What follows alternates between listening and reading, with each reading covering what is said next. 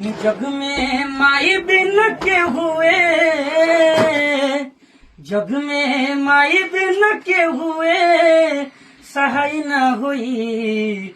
केहू के तनो दुलारी बाकी माई न हुई हो। केहू के तनो दुलारी बाकी माई न हुई।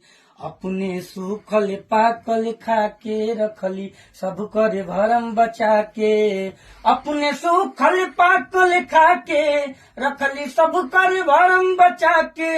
उनकर दुधावा से बढ़ी के, उनकर दुधावा से बढ़ी के मिठाई ना हुई। केहू के तनो दुलारी बाकी माई ना हुई हो। केहू क्या बात है। दुलारी बाकी माई ना।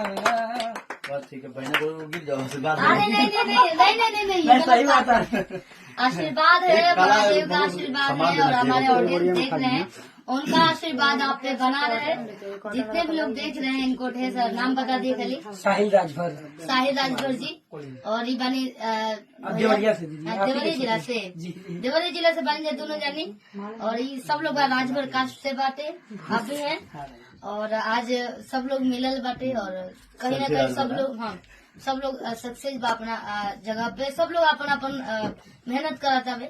आप लोग के सहयोग की जरूरत बा, सपोर्ट की जरूरत बा। आप लोग ऐसे ही आशीर्वाद बने रखी। जय माता दी। जय माता।